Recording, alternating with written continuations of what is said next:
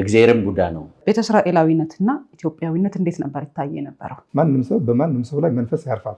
ሰውየውን ነፃ ማድረግ ነው መግደል ነው የሚጠቅመው? ሶስቱም ዘር የማጥፋት ሙያን የማጉደፍ እንቅስቃሴዎች ናቸው። ምክንያቱም ለዚህ ማረጋገጫ እኔ በነፃነት ነው የምኖረው። ከየት ተነስተው ወደ ኢትዮጵያ መጡ? ግብፅ ሰራሽ ሃይማኖት ለበስ ሆነው የመጡ ከቤት ቀያቸው ይፈናቀላሉ። የትኛውን ስራ የሚሰራ ነው ቡዳ እየተባለ የሚባለው? ሙያ በአእምሮ ብቃት ነው የሚሄደው። ሰዎችን ማጋጨት ስለሆነ ነው ዓላማው። ማነህ ምናምን ይባላል፣ እከሌ ነኝ ይላል። መንፈሱን ማውጣትና ሰውየውን ነፃ ማድረግ ይሻል ነበር። እዚህ ሀገር ውስጥ ደግሞ አስፈጻሚ የሃይማኖት ተቋማቶች አሉ። አሁን ጥሩ እየተሰራ ነው ብለን ልንገመግመው አይደለም፣ ወደ ነበረበት ልንመልሰው እንጂ። ስለዚህ ከስኬታማነቱ ይልቅ ተግዳሮቶቹ በዝተውበት እየጠፋ ነው ያለው። የሱቅ ባለቤትም እንዲሆኑ አይፈቀድም። እኔ ላይ ያረፈው መንፈስ ለእኔ ነው እያሳመመኝ ያለ። ሰላም ጤና ይስጥልኝ ውድ የሊቤሮ መልቲሚዲያ ቤተሰቦች እንደምንከረማችሁ። ይህ በሊቤሮ መልቲሚዲያ የተዘጋጀ የሚቀርበው ሌላ ገጽ ፕሮግራማችን ነው። ዛሬም በአዲስ እንግዳና በአዲስ ሀሳብ ተገኝተናል። አብራችሁን ቆዩ። ሰላም፣ እንኳን ደህና መጣችሁ። እንኳን ደህና ቆየሽ። የራስን አስተዋውቅልን። አንተ እንኳን እንግዳ አይደለም፣ ከዚህ በፊትም ቀርበሃል። ያው እኔ በላይነህ እባላለሁ፣ ብዙ ሰው ያውቀኛል። የኢትዮጵያ ቤተ እስራኤል። እኔም በርሄ አብርሃ እባላለሁ። የሶሻል ሚዲያ ስሜ ወዲ ጽዮን እባላለሁ። የትግራይ እጀ ጥበበኞች ማህበር ሊቀመንበርና መስራች ነኝ። በጣም ጥሩ። ሁለታችሁ አንድ ላይ እንድትሆኑ የፈለግኩበት ምክንያት አንደኛ የነሱ ሀሳብና የነሱ ስራ ወይም ደግሞ የጥበብ ስራዎችን የሚሰራ ሰው ስለሆነ እናንተ ደግሞ የጥበብ ስራዎችን አፕሪሼት ስለምታደርጉ በጋራ ተገናኝተን ዲስከስ ብናደርግ የተሻለ ነው ብዬ አስቤ ነው። ስለዚህ መጀመሪያ እስኪ ስራ ምን ይመስላል? ምን ነው የምትሰሩት? አሁን የኛ ማህበር የተቋቋመው በእጀ ጥበብ በሙላ በእጅ የሚሰራ ሁሉ በተለይ እነዚህ ባህላዊ ተብለው የሚጠሩትን እንደ ወርቅ፣ ሸክላ፣ የእርሻ ጠቅላላ ማረሻ ይሆን ምንም ሁሉ በተለያየ አገልግሎት በእጅ የሚሰሩ ስራዎችን በሙሉ የሚሰራ ነው። በተለይ ባህላዊ የሚባሉት ለማለት። ስለዚህ የሚያመርተው የኛ ማህበረሰብ አብዛኛው እዚህ ላይ ተሳትፏል። ኦኬ። ስለዚህ ስራችሁ ምን ያክል ውጤታማ ሆነ? ምንስ ተግዳሮት ገጠመው? አሁን ይሄ ሙያ ተግዳሮት አለው። ተግዳሮት መኖር ብቻ አይደለም፣ ለመጥፋትም የተዘጋጀ የሙያ ዘርፍ ነው። ይሄ ማህበር የተቋቋመበት ዋና ዓላማ እሱ ነው። ዋና ዓላማ ምንድን ነው? ይህ ለዘመናት ይህች ሀገር ሲያስተዳድር የነበረ ሙያ ለምግብ ማብሰያ ሸክላ በይው፣ ለእርሻ ማረሻ ይሆን ሌሎች በይው፣ ሰው የሚያገጥበት ወርቅ በይው፣ የሚለብስበት ከሽመና ምናምን ጠቅላላ የእጅ ጥበብ የማይገባበት ማህበረሰብ አገልግሎት ስለሌለ ይህን እያገለገለ የመጣ ሙያ በተለያየ ዘመናት በተለያዩ የታሪክ ፍሰቶች ይህ የሙያ መገለል ራሱ ደርሶበታል። የሙያ መገለል ደርሶበት እያለ ሙያው እየቀነሰ ተቀባይነቱም እየጠፋ ጭራሻውን ለመጥፋትም ሙያውን ለመጥፋት የሚሰራው ሙያተኛ ራሱ ለመጥፋት የደረሰበት ደረጃ ስላለ እየተጠቀመ ነው። ጥሩ ነው ብለን አይደለም። ስለዚህ ይሄንን መጥፋት የለበትም። ወደ ነበረበት እድገት ወደ ነበረበት ፍጥነት መመለስ አለበት። ይሄ የሆነበት ደግሞ ከችግር ስለሆነ ከማህበረሰባዊ ንቃተ ህሊና ስለሆነ ይሄን ወደ ነበረበት መመለስ አለብን፣ መጥፋት የለበትም የሚል ነው ይዘን ነው በማህበር ተደራጅተን ያለ ነው እና አሁን ጥሩ እየተሰራ ነው ብለን ልንገመግመው አይደለም፣ ወደ ነበረበት ልንመልሰው እንጂ አሁን ጥሩ እየተሰራ አይደለም። ስለዚህ ከስኬታማነቱ ይልቅ ተግዳሮቶቹ በዝተውበት እየጠፋ ነው ያለው። ጥፋቱ ከውጤቱ ይልቅ ጥፋቱ ስላመዘነ ጥፋቱ አመዝኖ ደግሞ ጠቅላላ እንዳይጠፋ ከዚች ሀገር ማህበረሰቡም ይህን የውጭ ባዕድ ተጠቃሚ ብቻ እንዳይሆን ሀገር ውስጥም እንዲጠቀም ወደ ነበረበት ሙያ ወደ ነበረበት እንዲመለስ በፊት የነበረው ክብርም እንዲመለስ ሙያተኛውም ጭምር የራሱ ሙያ ወደ ነበረበት ክብር እንዲመለስ በማሰብ ነው የማህበር የተቋቋመ። ማህበራችሁ ምን ያክል አባል አለው? ምን ያክል ብራንች አለው? ምን ያክል ተደራሽ ነው? እነማንን ነው አድሬስ የሚያደርገው? አሁን እኛ ማህበሩ እውቅና የተሰጠን በትግራይ ክልል በፍትህ ቢሮ ነው። በትግራይ ደረጃ በክልል ደረጃ ነው የተሰጠንና አሁን በትግራይ ደረጃ በክልል ሲሰጠን እኛም ብዙ ወረዳዎች አሉ። በእርግጥ በትግራይ ከ90 ምናምን በላይ ወረዳዎች አሉ። ግን ከአቅም አንጻር አሁን 3 ዓመት ሞልተናል እውቅና ከተሰጠን። በ3 ዓመት ሙሉ 27 ቅርንጫፎችን ከፍተናል። በሁሉም ተደራሽ ያልሆንበት የራሱ አንዳንድ ነገሮች ስላሉ እስካሁን ግን 27 ቅርንጫፎችን ከፍተን ሙያተኛውም በነፃነት እንዲሰራና ማህበረሰቡም ለዚህ ሙያና ለዚህ ሙያተኛ ያለውን ግንዛቤና እይታ እንዲቀየር ከመንግስት አካላትም ከሃይማኖት ተቋማትም ከተለያዩ ድርጅቶችም አብረን ሆነን በየወረዳው ማህበረሰቡ እየሰበሰብን ግንዛቤ እየፈጠርን ነው የምንገኘው። ስለዚህ በርትቶ በስራ ላይ ያለው በዛ እንዲቀጥል፣ በተለያዩ ስጋቶች የተወ ሙያተኛም ወደ ሙያው እንዲመለስ ነው እንጂ እየሰራን ያለ ነው።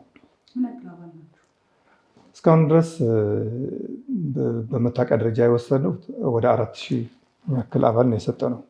ግን 4000 ብቻ አይደለም አለ ያለው፣ በጣም ብዙ ነው። በሺዎች የሚቆጠር በመቶ ሺዎች የሚቆጠር አባል ነው ያለው።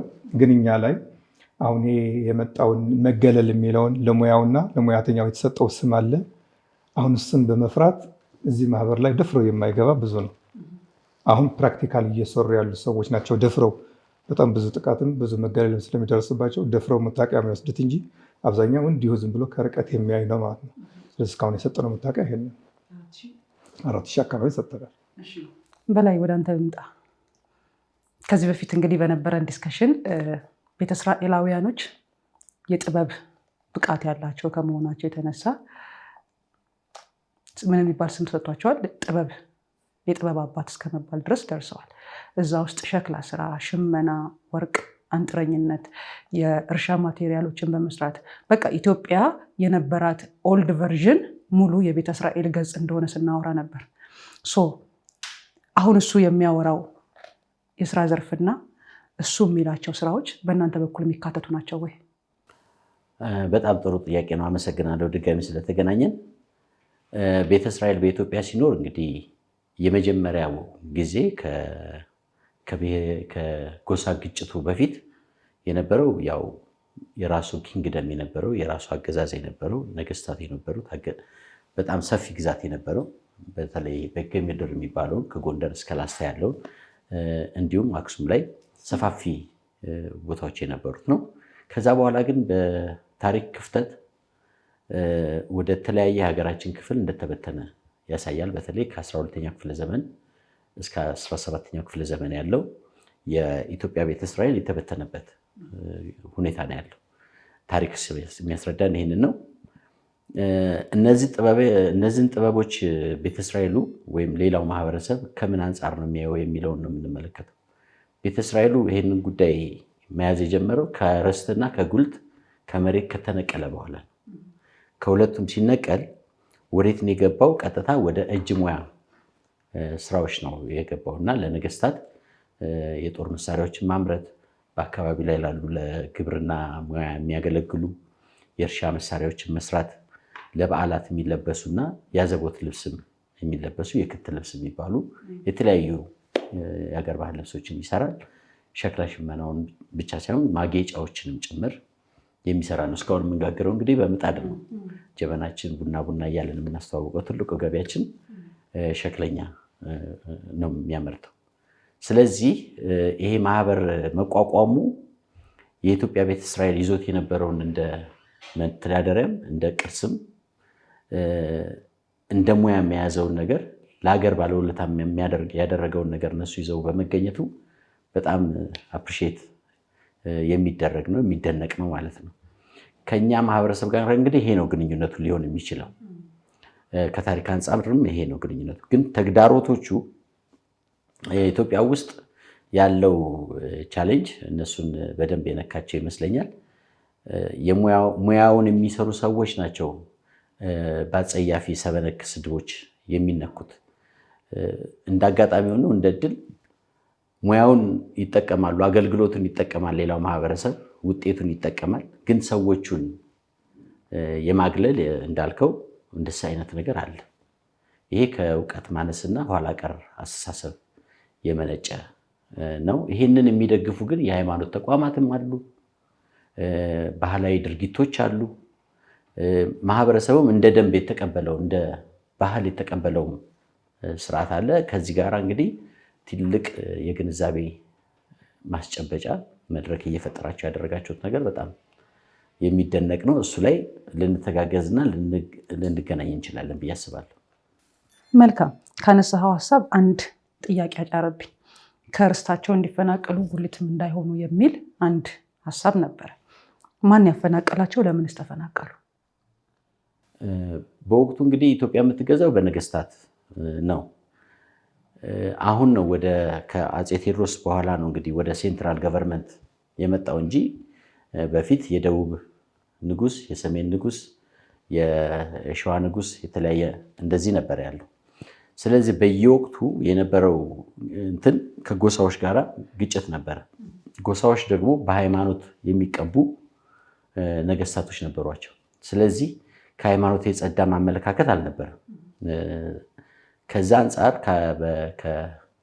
ነገስታቶች ናቸው ይህን ጉዳይ እያደረጉት። ከአንበሳ ውድን ብንጀምር የዮዲት ላይ ማለት ነው። ከዮዲት ብንጀምር እስከ 17ኛው ክፍለ ዘመን ያሉት በጠቅላላ በትንሹም ደግሞ ኃይለሥላሴ ላይ የተንጸባረቀ አለ። ዘይምነገዳ ይሁዳንን ይላሉ፣ ግን ዘይምነገዳ ይሁዳ ያልሆኑ በዚህ ዘር በቤተ እስራኤሉ ዘር የሚነግዱ የነበሩም ነበሩ። ስለዚህ ጠቅላላው ቤተ እስራኤል ጉልበት ካገኘ ምን ይሆናል የሚለው ሴራው የኢትዮጵያ ሰዎች የሰሩት ሴራ ሳይሆን ኢትዮጵያን እንደ ኢትዮጵያ የሚቃወሙ የውጭ ጠላቶች የሰሩትን ሴራ አስፈጻሚ ግን በሀገር ውስጥ ነበሩ።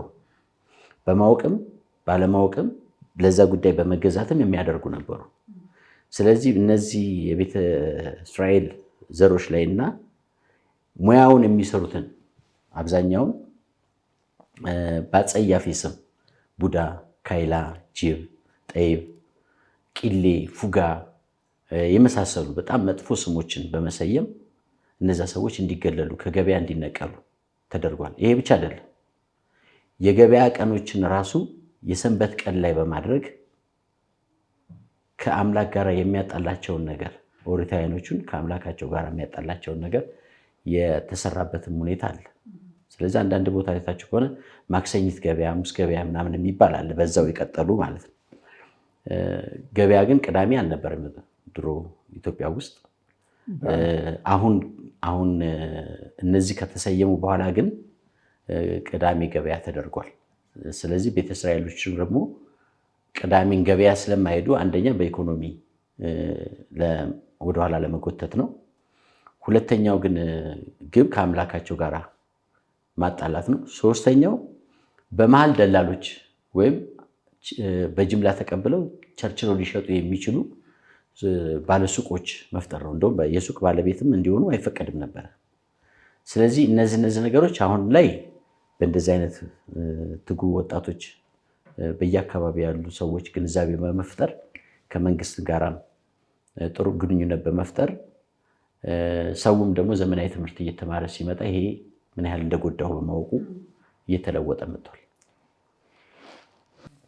ስለዚህ ወዲ ጽዮን ጋር ልመለስና እንግዲህ ይሄ የቆየ ችግር ነው፣ ተቀርፎ ያላለቀ ግን ብዙ ማስተማር፣ ብዙ መስራት፣ ብዙ ራስን መግለጥ የሚፈልግ ለምሳሌ ቅድም የተነሱ ጸያፍ ንግግሮች በጠቅላላ ቤተ እስራኤላውያኖችን የማይወክል መሆኑን ማስረዳት፣ ማስተማር፣ ቀርቦ ደግሞ መወያየት ይፈልጋል። ምን ያክል ሄዳችኋል በዚህ? አሁን ይህን በተለይ በትግራይ በማህበሩ ላይ በትግራይ ላይ በተለይ 2 ዓመት አሁን እስካሁን 3 ዓመት አድርገናል። በተለይ 2 ዓመት ውስጥ በጣም ጥሩ ውጤት ነው ያመጣንበት። በጣም ከቤተ ክህነት ጋር ካለው ሰዎች፣ ከመንግስት ጋር ካለው አመራሮች፣ ከማህበረሰቡ ጋር ካለው የሀገር ሽማግሌዎች ሆነን ለ2 ዓመት ሙሉ ይሄ በጣም ባዕድ የሆነና የዚች ሀገር ታሪክም የማይወክል የሰው ልጅም እንዲሆናል ተብሎ የማይታሰብ ለሰው ልጅም የማይጠቅም በሃይማኖቱም የማይደገፍ በየትኛውም ሃይማኖት በህግም የማይደገፍ ባህልም የማይደግፈው በአራት አቅጣጫ ምንም የማይደገፍ አስተሳሰብ እንደሆነ ራሳቸው ሁሉ ምሁራንም የተሳተፉበት 2 ዓመት ሙሉ ማህበረሰቡ አስተምረናል በማህበራችን ማለት ነው። ለዚህኛው በጣም ጥሩ ለውጥ መጥቷል። አሁን ትግራይ ላይ እኔ እንደ አንድ እጀ ጥበበኛ እንደዚህ በፊት እንደነበረው አይነት ስዕል ቡዳ ምናምን ተብሎ ሲነሳ እንደሚደነግጠውና ማህበረሰቡ እሱ ራሱ ሌላ ስዕል ይዞ በሌላ ክፉ አይን እንደሚያየው አይነት አሁን እንደዛ አልኖረም። እኔ ትግራይ ላይ ሁሉም ወዳጄ ነው። ስህተቱ ገብቶታል ማህበረሰቡ። እኛ ባስተማርነው 2 ዓመት ሙሉ እንደዚህ አይነት ነገር ሴራ ቅድም በላይነህ ወንድሜ እንዳለው ከውጭ የመጣ እዚህም ያለ አስፈጻሚ ተቀብሎ ማህበረሰቡን ያታለለበትን መንገድና የሆነ ውዥንብር ላይ ገብቶ እንደመጣ ማህበረሰቡ ገብቶታል በሰጠነው ትምህርት ማለት ነው። ስለዚህ ማህበረሰቡ እኛ ደጋፊ ነው ያለው። በጣም እኔ ሙሉ በሙሉ ተቀርፏል ባልልም ከ80% በላይ በጣም ተሳክቶልናል ማለት ነው። ምክንያቱም ለዚህ ማረጋገጫ እኔ በነፃነት ነው የምኖረው አሁን ትግራይ ላይ። ጎረቤቴ ሁሉም ወዳጆቼ ናቸው፣ ጓደኞቼ ወዳጆች ናቸው። በሄድኩበት ሁሉ ወድፄን የማይለኝ ሰው የለም። ይህን ስል ባንሰጥ ኑሮ ይሄ ትምህርት ባናስተምር ኑሮ አይደለም ከሰው ጋር ሊቀላቀል ስታልፍ ራሱ ሰው ያራርጣል። አልገባውማ ሳይገባው ነበረ። በዚህ ዘመን ነው በፊት ነው የምልሽ በዚህ ክፍለ ዘመን በዚህ 10 ዓመት ውስጥ እንበለው አለ እንደዚህ የሚያስብ። አዎ ስንት አባሎቻችን ሞተዋል። ፍርድ ቤት ላይ ስንት የከሰስናቸው አሉ። ማህበር ከመቋቋም በፊት የነበሩ አሁን ላይም እንደዚህ ድርጊት ይፈጸማሉ። በእርግጥ ግን እንዳልኩሽ እንደ ማህበርና እንደ መንግስትም ገና ያልተረጋጋ ስለሆነ ብዙ ራሱ ገፍቶበት ሊገባ ስላልቻለ በዚህ ጉዳይ ላይ ያልተረጋጋ ስለሆነ ያልደረስንባቸው ቦታዎች አሉ፣ ትምህርት ያልሰጠንባቸው። እዚህ ቦታዎች ላይ አሁንም አለ ትንኮሳው፣ ሰው ማፈናቀል አለ፣ ሰው መሳደብ አለ፣ ኢቨን የሰው መገደልም አለ። ወደ ጨርጨር አሁን አጋጥሞናል። 2 ሰዎች አሉ እንደዚህ የሞቱ ማለት ነው በቅርብ ጊዜ ወደ 3-4 ወር የሚሆን ማለት ነው። እና እነዚህ ማህበረሰቦች ላይ የአቅም ማነስ ስላለ የማህበረሰቡ ሁሉም ላይ አልደረስንም። እኛ በደረስንባቸው አካባቢዎች ግን ለውጥ አምጥተናል። በተለይ ሶሻል ሚዲያ ተጠቃሚ የሆነ ማህበረሰብ በትግራይ ላይ ሆኖ ሶሻል ሚዲያ የሚጠቀም የኛ ሀሳብና የእጅ ጥበበኞች ሀሳብና ትምህርት ያልሰማ ሰው የለም በትግራይ ላይ። በትግርኛ ስለሆነ የምናስተላልፈው እና ጥሩ ለውጥ መጥቷል። ይሄንን እንድቀጥል ነው የምንፈልገው። ይሄንን እንድንቀጥል እንፈልጋለን። በዚህ ላይ ምናልባት ወቅቱም እንደዚሁ በፊት 2 ዓመት ስንንቀሳቀስበት የነበረ በነፃነት እንዳንቀሳቀስ ዝም ብሎ የሀገሪቷ የራሱ የሆነ ተጽዕኖ ይፈጥራል ማለት እንዲሁ በነፃነት በፊት በጣም ጥሩ ነበረ። የአመራሩ ምንም ሁሉም ተቀናጅቶ የሚሄድበት። አሁን ግን ሁሉም የሆነ ወደ ሌላ ስራ ስለሆኑ ወደዚህኛው ላይ ያን ያህል ትኩረት አይሰጡም። እሺ እንደዚህ ከሆነ እስኪ ቀደም ወዳለው ጊዜያችን እንመለስና እኛ ወዳልነበርንበት 1000 ዓመታት ወደኋላ ተመልሰን ቤተ እስራኤላዊነትና ኢትዮጵያዊነት እንዴት ነበር ይታይ የነበረው? ደስ የሚል ጥያቄ ነው ያነሳሽው። እኔ በመለሰው ደስ ይለኛል። ኢትዮጵያን ወደ ከፍታ ወደ ነበረችበት ከፍታ እንመልሳታለን የሚል ብዙ ስሎጋኖች አሉ። ኢትዮጵያ ከፍ ያለችበት ዘመን መቼ ነው የሚለውን ነው ማንሳት ያለብን። ኢትዮጵያ እንግዳ ተቀባይ ናት። ኢትዮጵያ የሃይማኖት ሀገር ናት። ኢትዮጵያ የብዙ ብሔር ብሔረሰቦች ሀገር ናት። ኢትዮጵያ በጣም ለም ሀገር ናት። አምላክ በጣም ባርኮ የሰጠን ብዙ ጸጋዎች፣ ገና ማየት ያሉብን ነገሮች ራሱ በጣም ብዙ ነገሮች አሉ እና መቼ ነበረ ኢትዮጵያ ከፍታ ላይ የተቀመጠችው? እነዛ ትልልቅ ቅርሶች የተሰሩት አሁን ከመሰረት ተነስቶ ህንፃ ይሰራል በዚህ ዘመን። ድሮ ግን ከላይ ጀምረው ወርታች የሚሰሩበት ዘመን እንደነበረ ሽመናን እንግዲህ ለመስራት ጥጥን ፈትሎ ነው። ጥጥን ፈትሎ ጥጥን አንስቶ ወደ ክር ለውጦ ከሌላው እቃ ጋራ በተለይ ካርብ እቃ ከሚባለው ጋራ አዋህዶ ሸክላ የሸክላ ጭቃን ከመለየት የትኛው አፈር እንደው ሸክላ ሲሰራ አይታችሁ ብታውቁ ከሸክላ አፈሩ ከጭቃው ውጪ ሌላ ባዕድ ጭቃ ቢገባ ይሰበራል እና ምን አይነት እንዴት ይታሻል? ወርቅ ሲሰራ ብረት ሲሰራ ከአፈር ላይ ነው ብረቱን አውጥተው ያንን አፈሩን ከብረቱ ለይተው ብረቱን ወደ ማጭድ ማረሻ እንዲሁም ደግሞ ለጦር መሳሪያ የሚያወርት የነበረው እና ይሄ ቴክኖሎጂ መቼ ነው የተሰራው ሲባል ሁሉም ብሔር ብሔረሰቦች የምንላቸው በተለይ ኢትዮጵያ ላይ በሰፊው የሚታወቀው ማህበረሰብ ቤተ እስራኤሎችን እንደ ራሱ አካል አምራቹን እንደ ራሱ አካልና ጥበበኛ በጥበበኛነቱ ሁሉም በየዘርፉ የተከበረበት ዘመን ላይ ነው። በደንብ በምንመለከት እሱን ነው። አሁን ግን ከላይ ከታች የሚባሉ ነገሮች መጡና በተለይ ግብፅ ሰራሽ ሃይማኖት ለበስ ሆነው የመጡ በውስጣቸው በጣም ከፍተኛ ጥላቻ የያዙ ስብከቶች፣ ትምህርቶች ኢቭን ቀንን እስከ መሰየም ተደርሶ በዚህ ቀን ይሰራል፣ በዚህ ቀን አይሰራም የሚል 30ንም ቀን በዓል የማድረግ ገበያ መከልከል፣ የገበያ ቀንን መለወጥ የዚህ አይነት ነገሮችና ሌሎች ደግሞ ከመንፈሳዊ ሁኔታ ጋር በማገናኘት የመጡት ብልሹ አሰራሮች ናቸው። ለምሳሌ በጣም ከፍተኛ ብልሹ አሰራር ብዬ የማስበው ሙያ በአእምሮ ብቃት ነው የሚሄደው፣ በዘርም አይደለም። ማንኛውም ሰው ሽመና ተምሮ መስራት ይችላል። ነገር ግን ሽመናን የሚሰራ ወይም ሸክላን የሚሰራ ነገር በሆነ ዘር ብቻ የታጠረ ተደርጎ በወቅቱ እኛ ቤተ እስራኤል የሚባለውና እደ ጥበበኛው በጠቅላላ ጥበበኛ የምንለው ወደ ሙያው የመጣው ቅድም እንደነገርኩሽ ከርስት ከጉልት ከእርሻ ስለተነቀለ ነው። በኋላ ቀስ እያለ ግን የመንግስት አማካሪም እየሆነ በቤተ መንግስት ዙሪያ ኮርቻ ሰሪ፣ የጦር መሳሪያ ማምረት ምናምን ተጀመረ። ነገር ግን በአንዳንድ ሃይማኖቶች በኩል ከቡዳ ጋር በማገናኘት 3 እሳቤዎች አሉት ቡዳ የሚባለው ባይ ዴፊኒሽን ማለት ነው። አንዳንዶቹ ምን ያስባሉ? ቡዳ የሚባለው ትንሽ አእምሯቸው ዝቅ ያለ ምንለው በእኔ ዴፊኒሽን በጣም አእምሯቸው ትንሽ ዝቅ ያለው ምን ይላሉ? ቀን ቀን ሰው የሆኑና ማታ ወደ ጅብነት ይቀየራሉ ብለው ከአምላክ እሳቤና ድርጊት ክቡር የሆነውን ሰው ወደ አውሬነት በሰውነቱ ሪኮግናይዝ ላለማድረግ የሚያደርጉ አሉ። ሁለተኞቹ ደግሞ አይ አይደለም ይላሉ። ሁለተኞቹ ይሄ ቡዳ የሚባለው መንፈስ ነው፣ መንፈስ ነው። እነዚህ ሸክላ ሽመና የሚሰሩት ላይ ይገባና የራሱን ድርጊት የራሱን ባህሪ በእነሱ ላይ ይቀይራል ይላሉ። ነገር ግን ምን ያደርጋሉ? ቡዳ የሚሉትን ሰው እነሱ ባላቸው ሃይማኖት ያን ሰው ቡዳ ነው ያሉትን መንፈስ ነው ያሉትን መንፈሱን ነጥሎ ሰውየውን ማትረፍ ሳይሆን ሰውየውን ነው የሚገሉት። እሱ ቅድም እንዳለው ጥቃት ያደርሱበታል፣ ያፈናቅሉታል፣ ከሚስቱ ከልጆቹ ይለዩታል፣ ስራውን እንዲጠላና እንዲተው ያደርጉታል። ሁለተኛው ይሄ ነው፣ መንፈስ ነው ይሉታል። ሶስተኞቹ ደግሞ ትንሽ ሳይንስ ቀመስን የሚሉ ናቸው።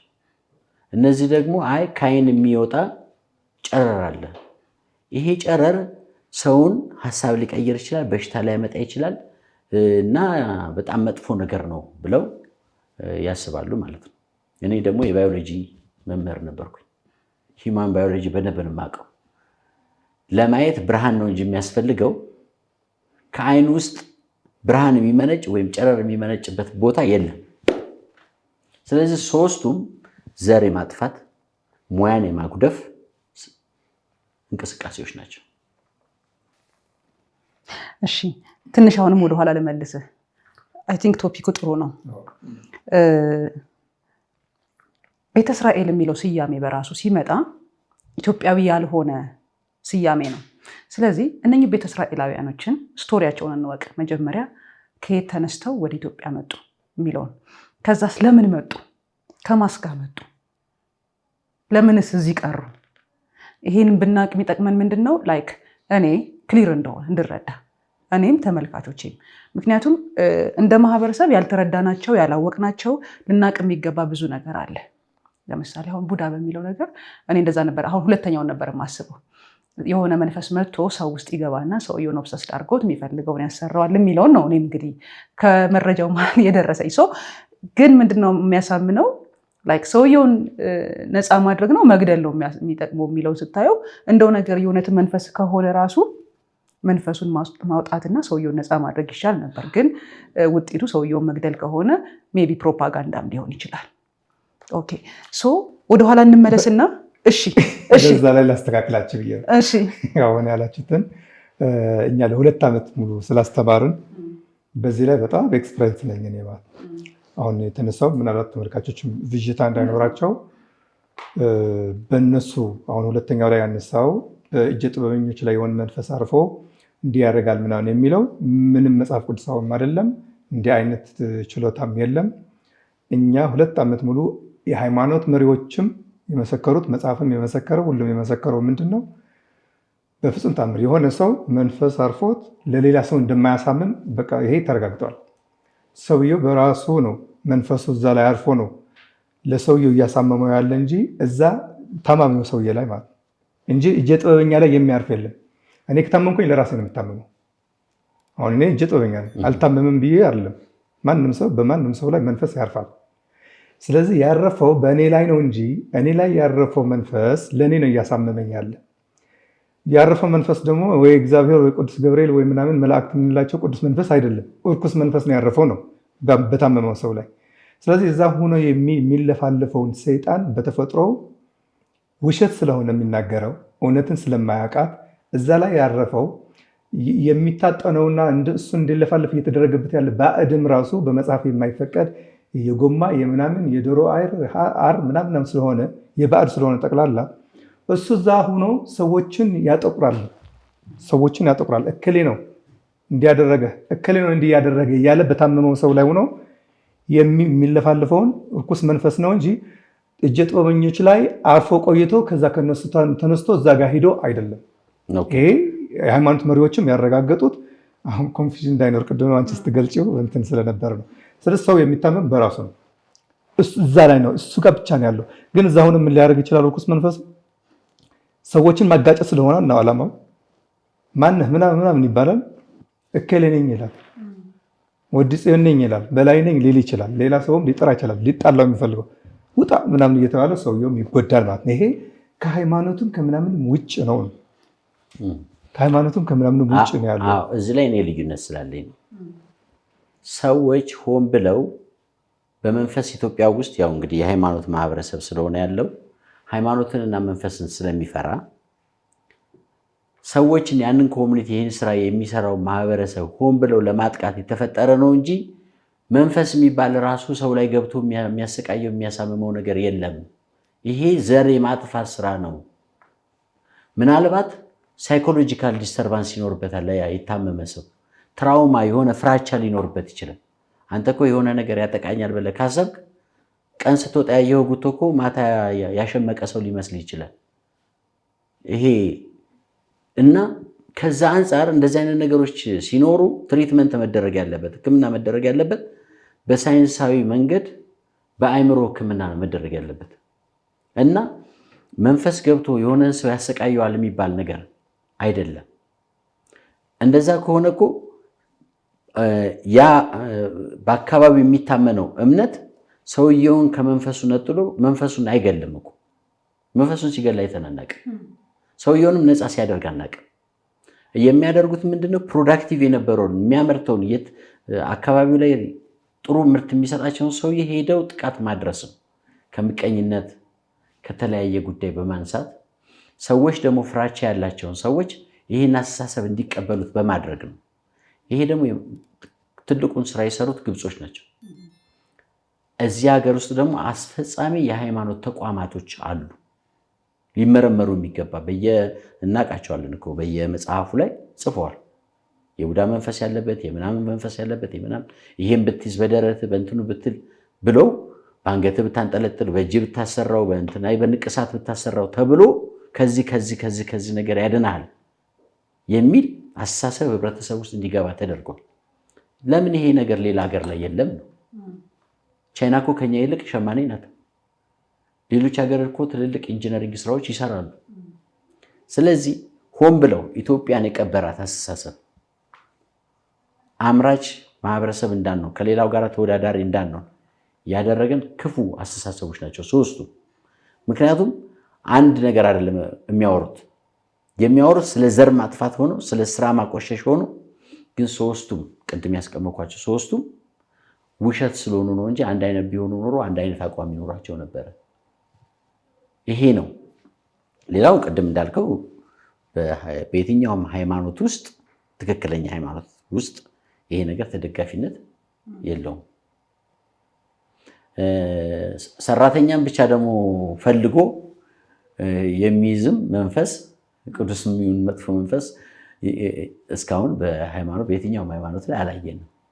ስለዚህ ሆን ተብሎ የጥቃት እንትን ነው። እንደውም ይሄ ነገር አስተሳሰቡ ባይመጣ ኖሮ አባይን የምንገድበው ቀድመን ነበር። ድሮ ነበር ኢትዮጵያም የምታደርገው ቀድማ ነበር። ምክንያቱም ተጀምሯል። ይሄ ማህበረሰብ ብቻ ሳይሆን ሌላውም ሰው ሙያን ለምዶ ይቀይ ነበር። እንደውም የሰማሁት በጎጃም አካባቢ ይመስለኛል እንዴት ከሰራተኛ ዘር ታገባለህ? ስንት ጨዋ ሞልቶ ተብሎ ሰው ስራ እየተወ ጨዋ መሆን ጀመረ። ያ ማለት የማይሰራ ማለት ነው። ጨዋ ማለት ምንም ስራ የማይችል ማለት ነው ትርጉሙ፣ ቀጥታ ትርጉሙ።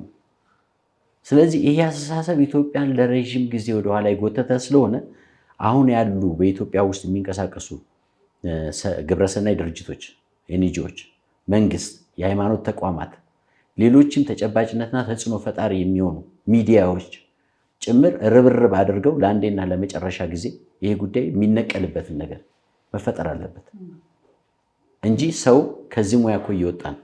ቆይ እዚህ ጋር አንድ ሀሳብ ጨምረህ እንድትመልስልኝ እፈልጋለሁ። ለምሳሌ የሸክላ ስራ የሚሰሩ ሰዎችን ነው ቡዳ የሚባሉት? እምልህ አሁን ፈላሻ፣ ቡዳ፣ ካይላ እየተባለ ዲቪዥን አለው። ሁሉም የብቻው ዘርፍ አለው። የትኛውን ስራ የሚሰራ ነው ቡዳ እየተባለ የሚባለው? ሁሉንም ስራ የሚሰራ ነው። ነገር ግን አንዳንድ ሰዎች ለምሳሌ ሸማኔ የነበረ ሸክለኛ ሲሆን፣ ማነው ሸማኔ የነበረ ሹፌር ሲሆን ቡዳ ይባላል። ቅድሚያ የውጭ ጠላቶች እና አገሪቱ ውስጥ ይህን አስተሳሰብ ተቀብለውት የመጡት በወቅቱ የነበሩ ስራዎች፣ የስራ ዘርፎች እነዚህ ብቻ ስለነበሩ እነዚህን ነው ጥቃት የተደረገባቸው። ስለዚህ እነዚህን ስራዎች ሴሌክቲቭሊ ይሰሩ የነበሩት ቤተ እስራኤላውያኖች ስለነበሩ ይሆን ነው? ሁሉም ማህበረሰብ ይሰራ ነበር? ኖ፣ ኢትዮጵያ ውስጥ ያሉ ቤተ እስራኤሎች ናቸው። ቤተ እስራኤሎች ደግሞ ወደዛ አማራጭ የገቡት ቅድም እንዳልነው ከአስተዳደር ስርዓት በመፍረሳቸው ከዛ ደግሞ ከመሬት በመነቀላቸው ርስት ጉልት እንዳይኖራቸው በአካባቢ ምንም አይነት ነገር አገልጋይ ሆነው እንዲኖሩ የተደረገበት። እንደውም ወደ ቀድሞ ነገር የተመለሱት በአፄ ምኒልክ ዳግማዊ አፄ ምኒልክ ላይ ርስት ጉልት እንዳይሰጠው ብላ ያልከው ይላሉ በሀገር ውስጥ የተጻፈው ደብዳቤዎች ላይ የእግዚአብሔር ባሪያ ናቸው እንጂ የሰው ባሪያ ወይም መጥፎ ነገሮች አይደሉም፣ ርስት ጉልት ሰጥተህ ነው የሚለው። ስለዚህ እኔ ምን አስቤ ነው ታውቃለህ? ላይክ ባይብሊካሊ እግዚአብሔር ሸክላ ሰሪ እንደሆነ ሸክላ ሰሪው ደግሞ ሸክላው በእጁ እንዳለ እያለ የሚመናፈስ አንድ ሰው ሸክላ የሚሰራን አጠገቡ ያለ ወንድሙን ቡዳ ብሎ የሚሰድብ ከሆነ በትይዩ እግዚአብሔርንም ቡዳ እያለው ይሆን? አዎ፣ እንደውም አንድ ግጥም ልበልልሽ። እግዚአብሔርም ቡዳ ነው፣ ብረት ፍቄ በቀጠቀጥኩ፣ ሸክላ ሰርቼ በመገብኩ፣ ልብስ ሰርቼ ባበረከትኩ ከተባልኩ ቡዳ ለምን እኔ ብቻ ስድቦ የጋራ ነው? ሰርተ ብላ ያለው እግዚአብሔርም ቡዳ ነው የሚል አለ። እና ይሄ ምንድን ነው የሚያሳየው? ስራውን በማቆሸሽ ዘሮች እነዛን የነቁ ማህበረሰቦችን ከስራው በማስወጣት በማህበረሰቡ ደግሞ በሚኖሩበት አካባቢ ተቀባይነት እንዳይኖራቸው በማድረግ ጠቅላላ ድምሩ አገሪቷን ወደኋላ መጎተት ነው። አሁን ከዚህ ጋር በላይነህ ካለው ጋር ምን ተያየልኝ መሰለሽ? ይሄ አለቃ ታዬ የሚለው እንትን ነው እና ርስት ጉልት እንዳይኖራቸው የሚለው አሁን በተጨባጭ እኛ አባሎች ላይ የምናየው ከቤት ቀያቸው ይፈናቀላሉ። አሁንም ቤታቸው ይቃጠላል። ሀብት ንብረት እንዳይኖራቸው በተለያየ ሜካኒዝም ዲሞራላይዝ እንዲሆኑ ይደረጋል። እና ይሄ ለምንድን ነው እንደዚህ ሆነው ብለን በደንብ በምናይበት የኢትዮጵያ ታሪክ የሚለው አለቃ ታዬ የጻፉት አንድ ጽሑፍ አለ። አሁን ከሱ ጋር ልናስተያየው ነው ማለት ነው። እሱ የሚለው ምንድን ነው? በአለቃ ታዬ መጽሐፍ፣ ይሄ በጣም የቆየ መጽሐፍ እና ገጽ 54 ላይ ምን ይላል? ከዚህ በኋላ ጥቂት ከሞት የተረፉ በዱር በገደል የነበሩ ፈላሾች ይላል። ፈላሾች የሚላቸው ለቤተ እስራኤል። ከዚህ በኋላ ጦርነት ከተካሄደ ማለት ነው። ከዚህ በኋላ ጥቂት ከሞት የተረፉ በዱር በገደል የነበሩ ፈላሾች ሁሉ ማረነ ለእግዚአብሔር ብለህ ይቅር በለን ብለው ድንጋይ የተሸከሙ ገቡና ቢለምኑት ንጉሱም ነፍሳችሁን ምሬያቸዋለሁ፣ አስብ አልገድላችሁም ነው፣ እየገደለ ነበረ ማለት ነው። ነፍሳችሁን ምሬያቸዋለሁ፣ ከርስት ከጉልት ግን ነቅያቸዋለሁ ብሎ ነቀላቸው። የነበራቸው ሁሉ አሳጣቸው ማለት። በዚህም ከጉልት ተነቅለው ስደተኞች፣ የክርስቲያን ዜጎች፣ ጥገኞች፣ ጢሰኞች ሆነው ኖሩ። ስለዚህም ፈላሲያን ተባሉ። ፈላሲያን ማለት ስደተኛ ማለት ነው ይላል። አሁን ቆይ እዚህ ጋር ጥሩ ሀሳብ ነው፣ ግን እኔ ከኔ አንድ ጥያቄ ጋር አያይዛችሁ በጋራ እንድትመልሱልኝ እኔ መማር ስላለብኝ ቁጭ ብዬ ማለት ነው። እነዚህ ቤተ እስራኤላውያን ወይም ፈላሻ የሚባሉ ሰዎች ወደ ኢትዮጵያ ሲመጡ አመጣጣቸው፣ አገባባቸውን መስመሩን ጠብቀው ንገረኝ። አንድ እንዴት መጡ? ለምን መጡ? ተራ ህዝብስ ነበሩ ወይ? ወደ ኢትዮጵያ ሲገቡ ስንትስ ነገር ወደ ኢትዮጵያ ገባ? አሁንስ እዚህ እስከሚደርሱ ድረስ የሄዱበት ርቀት የሚገባቸውስ ነበር ወይ? አያይዛችሁ ሁለታችሁም በጋራ ትመልሱልኛላችሁ። ከታሪክ ምንጭ ነው እንግዲህ ታሪካዊ መጣጡ ነው። ከእስራኤል መፍረስ ጋር ነው የምናያይዘው። ስለዚህ እስራኤል 2 ጊዜ ቤተ መቅደሷ ፈርሷል። የመጀመሪያው ቤተ መቅደስ የፈረሰበት ጊዜ ይታወቃል። በዛ ጊዜ በኤርትራ አድርገው ትንሽ ግብፅ ላይ የተወሰነ ጊዜ ተቀምጠው በሱዳን ጠረፍ አድርገው የአባይን ወንዝ ተከትለው ይገባሉ የሚል ታሪክ አለ። እንግዲህ አገሪቷ ስለፈረሰች። ሁለተኛው ደግሞ በሁለተኛው ቤተ መቅደስ መፍረስ ጊዜም የተወሰኑ ቤተ እስራኤሎች ይገባሉ እንደዚሁ። ሶስተኛው ደግሞ የመን ላይ ተቀምጠው የነበሩ ቤተ እስራኤሎች ያው እስራኤል ስለፈረሰች ማለት ነው። የመን ላይ ተቀምጠው የነበሩ ቤተ እስራኤሎች ንጉስ ካሌብ የኢትዮጵያ ንጉስ የክርስቲያን ንጉስ ስለነበረ፣ በየመን ደግሞ ይሁዲዎቹ ሀያላን ስለነበሩ እዛ የክርስቲያን ንጉስ ካሌብ እዚህ በጣም ሀያል የክርስቲያን ንጉስ ስለነበረ በየመን የነበረውን ጦርነት ሰምቶ የመን ላይ ክርስቲያኖቹ እየተጨቆኑ መሆኑን ስለገባው ወደዛ ሄዶ ከማረከ በኋላ ልጁን ገብረ መስቀል እዛ ሾመው። ለገብረ መስቀል እንዳያስቸግሩት በማለት የተወሰኑ ቤተ እስራኤሎችን ወደዚህ ለኮንትሮል ማድረግ ስለሚችል እነሱን ይዟቸው ገባ የሚል አለ። አንዳንድ ደግሞ ከሳባ ጋራ አፈታሪክ ላይ ከሳባ ጋራ ከ12ቱም ነገድ ሰለሞን ንጉስ ሰለሞን ጋር ሊጎበኙ ሄዳ ስለነበረ ከ12ቱም ነገድ 12 ሺህ መጥተዋል። እነዚህን ይዟቸው የመጣው ደግሞ ቀዳማዊ ምኒልክ ከሳባና ከሰለሞን የተወለደው ነው የሚል አፈታሪክ ነው። በታሪክ ብዙ ተቀባይነት የለውም፣ ግን እንደዚህ አይነት ነገር አለ። እነዚህ እንደገቡ አንድ ትልቅ የራሳቸው የቻለ ነገስታት ነበራቸው። የራሳቸው ንጉስ ያላቸው፣ ቅድም እንዳልኩት ወደ ሴንትራል ገቨርንመንት ስላልመጣ ሁሉም የራሳቸው ኪንግደም ነበራቸው። የሰሜን፣ የደቡብ፣ የምናምን እንደዚህ እየተባለ ነበረ። ቤተ እስራኤሉም የጌዴዮናውያን ንጉስ እየተባለ ቀጥሏል። ስለዚህ ውጊያው የነበረው የጎሳ ጦርነት ስለነበረ ይሄ ነው የፈረሰው። ስለዚህ ኢትዮጵያ ውስጥ ከ2700 ዓመት በላይ የቆየ ትልቅ ታሪክ ያለው እንደ ማንኛውም ኢትዮጵያ ውስጥ ካሉ ብሔሮች ትልቁን ድርሻ የያዘ የሀገሪቷ ዕጣ ፈንታ ሲካፈል የኖረ በጦርነቱም ሲቆስል ሲዋጋ በእርሻውም በሌላውም ነገር ሲያበረክት የነበረ እንደ ፈላሻ እሱ ቅድም እንዳለው ፈልሶ እንደመጣ እንደ ባዳ ሳይሆን እንደ ባለቤትነት ሲሰራ የነበረ ነገር ነው ማለት ነው። ስለዚህ ቤተ እስራኤል የተባልንበት ዋናው ምክንያት በአባታችን ስም ስለምንጠራ ነው። አባታችን ያዕቆብ እስራኤል ስለተባለ የእስራኤል ቤት ደግሞ ስለመጣን በአባታችን ስም መጣን። እስካሁንም በአባታችን ስም ነው የምንጠራው። ወደፊትም ይህን ስም ይዘን ነው የምንቀጥለው። ነገር ግን ማህበረሰቡ በሌሎች ሰዎች የተሰጠውን ስም አንዳንድ ጊዜ ተደጋጋሚ ጥሪ ስምሽን ያስረሳሻል እና በብዙ የኢትዮጵያ አካባቢዎች ባለጅ፣ ሞረቴ፣ ጠቢባን ምናምን እየተባለም የሚጠራበት ሁኔታ አለ። በሰሜን ሸዋ በተለይ እንደዚህ ይጠራል። በአዲስ አበባም አለ እንደዚህ ቀጨኔ አካባቢ። የሆነ ሆኖ ግን ይሄ ማህበረሰብ ለሀገሪቷ ባለ ውለታ ነው እንጂ ባለ ዕዳ አይደለም። በጣም ከፍተኛ ውለታ አበርክቷል።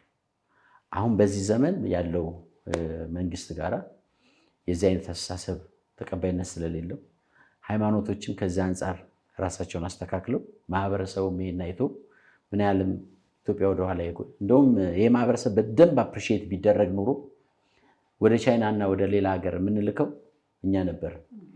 ምክንያቱም ቻይኖች የዛሬ 70-80 ዓመት የሚሰሩበት ሽመና የሚሰሩበት ከኛ ቴክኖሎጂ በጣም ያነሰ ነበር። በ12ኛው በ13ኛው ክፍለ ዘመን ኢትዮጵያ ለነገስታት ወደ አውሮፓ ልብስ ትልክ ነበር።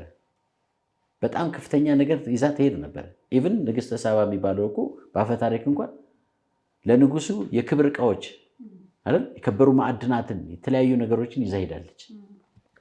እነዚህ ነገሮች ወደኋላ ተጎትተው አሁን ግን ወደፊት እንዴት እናፈናጥራት፣ ኢትዮጵያን እንዴት እናልማት፣ በጋራ እንዴት እንስራ፣ በጋራ ሰርተን በጋራ እንዴት እንጠቀም የሚለው ላይ ትልቅ የሽግግር ወቅት ስለሆነ ይሄ ማህበረሰብ ተፈልጎ ባለበት አካባቢ ሳይሸማቀቅ ትልቅ ቦታ ቢሰጠው ጥሩ ነው። እንደውም ደስ ያለኝ ነገር በዚህ ዘመን ህዝባዊ በዓላቶች መጥተዋል። በፊት ጥምቀት ሲሆን ያው ለጥምቀት ልብስ ታመርታል። የግብአት ሰዎች አጊጠው ይወጣሉ፣ በአምላክ ፊት ይታያሉ። አሁን የብሔር ብሔረሰቦች ጊዜ መጥተዋል። ሰዎች የብሔራቸውን፣ ቋንቋቸውን፣ ባህላቸውን፣ ስርዓታቸውን በደንብ ለብሰው ይወጣሉ። የሚበላው፣ የሚጠጣው፣ የሚያደርጉት እቃዎች በጠቅላላ ጌጣጌጦች ይሰራሉ። ከዛ በተረፈ አሁን ኢሬቻ ሰዎች አሁን ያንን በዓል ምክንያት በማድረግ ለሁሉም ብሔር የሚሆኑ ነገሮች እየተሰሩ ነው። ይሄ የቱሪስት መስህብ ላይ ምን ያህል አስተዋጽኦ እንደሚያደርግ ይታወቃል። ስለዚህ እንደዚህ አይነት ባህሎች እየተፈለጉ አምራቾችና ምርቱን የሚጠቀሙ ሰዎችን የማገናኘት ስራ በመንግስት በኩል በባህልና ቱሪዝም በጣም ከፍተኛ ስራ እየተሰራ ነው እና ገና ግን ብዙ ይቀራል ባይነኝ። አዎ እዛ በላይነህ ወንድሜ እንዳነሳው ቅድም የጠየቅሽውን ጥያቄ ወደዛ የዚህ ማህበረሰብ አመጣጥ በተለይ ከእስራኤል ጋር ያለው ፍሰት ነው። አሁን በላይነህ ወንድሜ ያለውን እውነት ነው። የተለያየ መጽሐፍቶች ላይም ተቀምጠዋል። ንግስተ ሳባ ከሰሎሞን ጋር በነበራት ግንኙነት የመጣ ማህበረሰብ አለ። ከሁለተኛው ዓመተ ዓለም ገና ክርስቶስ ከመወለዱ ሁለተኛው ዓመተ ዓለም የገባ ማህበረሰብ አለ። ከዛም በኋላ ከ100 ዓመተ ዓለም ላይ 200 ዓመተ ዓለም ላይ እንዲፈልሶ የገባለ ይላል። ብዙ እንትኖች አሉ። አሁን እዚህ ላይ ግን ዋነኛው ይሄ ቤተ እስራኤል የዚች ሀገር ምሰሶ እንደሆነ ደግሞ ብዙ ቦታ ላይ ተጠቅሰዋል ማለት ነው። ይሄ ቤተ እስራኤል የዚች ሀገር በጣም ምሰሶ እንደሆነ አሁን ይሄ እንዳልኩሽ የአለቃ ታዬ መጽሐፍ ብዙ ጸሐፍቶችም ሪፈረንስ የሚጠቀሙት ከዚህ ነው። በጣም የቆየ መጽሐፍ ስለሆነ ማለት አሁን እሳቸው ላይ የምናስቀምጠዋል እዚህ ላይ ስለ ኢትዮጵያ ሕዝብ ዘር ከምን ትውልድ እንደሆነ ልዩ ልዩ ሕዝቦችን በውስጧ እንዳለበት የሚያሳይ ብለው እዚህ ጋር ገጽ 9 ላይ ያስቀመጡት የኢትዮጵያ ሕዝብና መንግስት በዋናው ነገር በ4 ክፍል ይከፈላል አሉ። የኢትዮጵያ ሕዝብ መንግስት በዋናው ነገር በ4 ክፍል ይከፈላል። አንዱ ነገደ ኦሪት የሚባሉት ኦሬዲ እነሰባ ምናምን ሊሆን ይችላሉ። ነገደ ካም ወይ